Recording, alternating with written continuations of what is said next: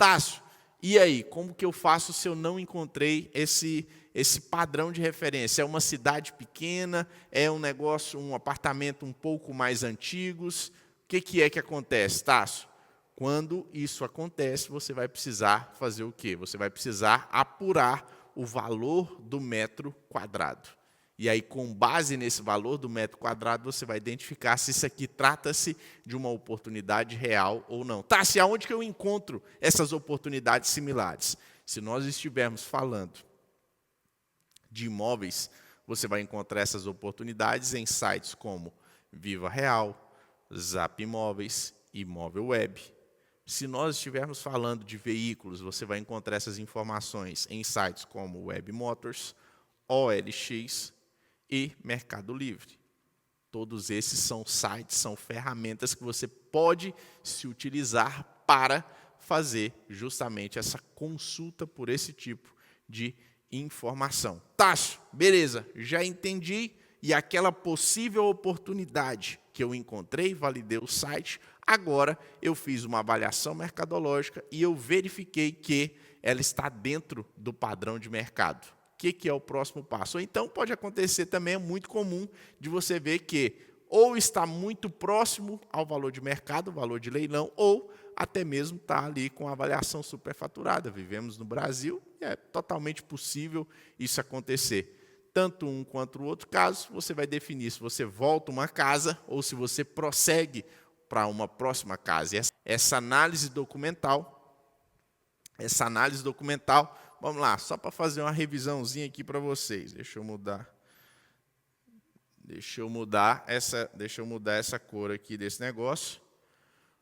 Vamos lá. Primeiro eu tenho uma identificação de oportunidade.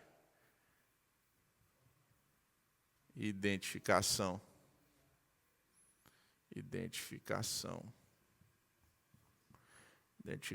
de oportunidade. Oportunidade.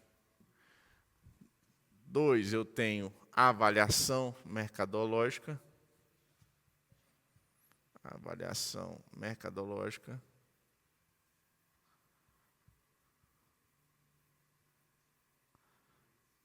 Mercadológica. 3, eu tenho análise documental.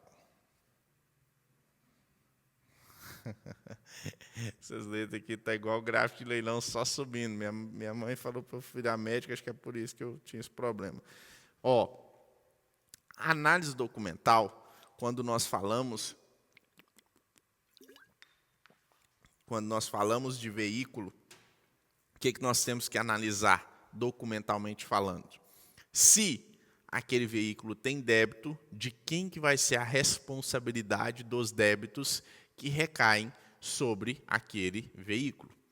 E se aquele veículo tem algum registro de penhora ou indisponibilidade, de quem é que vai ser a responsabilidade daqueles referidos, daquelas referidas restrições. Se você conseguiu identificar a responsabilidade dessas restrições no edital do veículo, tudo certo.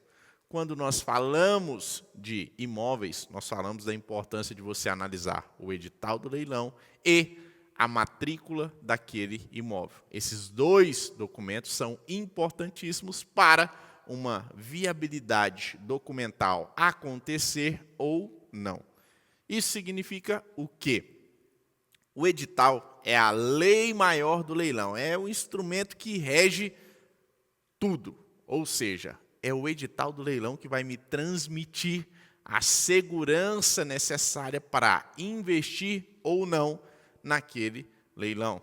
E aí, quando nós falamos de um edital de leilão, nós falamos da necessidade de você analisar pelo menos 3 pontos importantíssimos. Primeiro ponto que eu preciso analisar em um edital de leilão: a data e a hora de realização daquele leilão. Ah, tá, mas isso é lógico. Mesmo sendo lógico, muitas pessoas acabam perdendo a data e a hora do leilão. Por quê? Com a correria da vida, elas acabam simplesmente esquecendo que o leilão vai acontecer naquele dia e naquela hora marcada. Então, Data e hora do leilão, primeiro ponto importante. Segundo ponto importante, forma de pagamento. Vai ser justamente a forma de pagamento que vai definir para algumas pessoas que têm um capital menor se ela vai conseguir prosseguir ou não dentro daquela oportunidade. Então, forma de pagamento, como eu disse para vocês, nos leilões extrajudiciais, nós temos a possibilidade de pagar dando 5% de entrada e parcelando o restante em 420 vezes. Dentro dos leilões judiciais, nós temos a possibilidade de pagar dando 25% de entrada e parcelar o restante em até 30 vezes. Detalhe, esse parcelamento você não paga juros e você não passa por uma análise de crédito. E aí, quando você tem essa noção, essa consciência, você aprende a olhar um edital de maneira muito mais tranquila. Eu estou vendo um monte de gente falando, tá, se eu tenho que ser formado em direito, eu tenho que ser advogado para mexer com leilão judicial. Não precisa ser. Você precisa somente de um passo a passo. Você precisa somente de uma metodologia. Você precisa de método para fazer isso sem a necessidade. Você precisa fazer isso sem a necessidade de... Você precisa de um método, de um checklist, de uma metodologia para fazer isso sem a necessidade de se ter um advogado. Tássio, e aí, qual que é o terceiro ponto na hora de se analisar um edital de leilão? Terceiro ponto, e talvez o ponto mais importante de um edital, é justamente a questão da responsabilidade sobre os débitos. Quando nós falamos de responsabilidade de débitos, nós falamos justamente do instituto da subrogação de dívida. O que é esse negócio, tá? Chamado subrogação de dívida? Subrogação de dívida é justamente o instrumento jurídico que me garante o quê?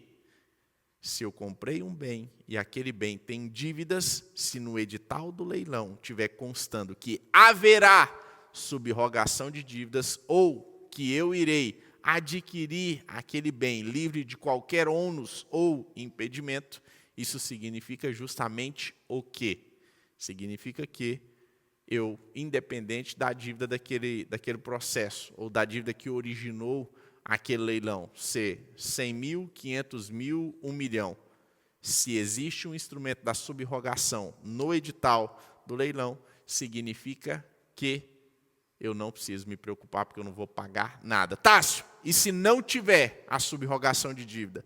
Se não tiver a subrogação de dívida, aí sim, nesse momento e nessa hora, infelizmente eu vou ter que fazer os cálculos ali para ver se aquela oportunidade ainda é viável, porque eu corro um grande risco de aquela oportunidade acabar sendo uma oportunidade que vai me gerar prejuízo ao invés de lucro. Então, prejuízo e lucro está totalmente aliado à responsabilidade dos débitos do imóvel. O que é a matrícula? É justamente o histórico daquele imóvel, desde a sua criação ou do seu nascimento, vamos tratar assim, quem comprou de quem vendeu para quem, teve venda, teve alienação, qualquer coisa que aconteceu com aquele imóvel, documentalmente falando, tem que ser registrado na matrícula do imóvel. E aí, quando nós falamos de analisar essa matrícula do imóvel, é necessário você verificar se nos leilões extrajudiciais houve a consolidação da propriedade em nome do banco, porque o banco só pode vender depois de ter a consolidação da propriedade registrada na matrícula do imóvel, ou no caso dos leilões judiciais, se o processo que originou aquele leilão está ali com a sua penhora registrada naquela matrícula de imóvel, está ali com a rúbrica de indisponibilidade ou penhora. Se você tiver qualquer um desses dois, ok, a matrícula também preencheu o requisito necessário. E aí,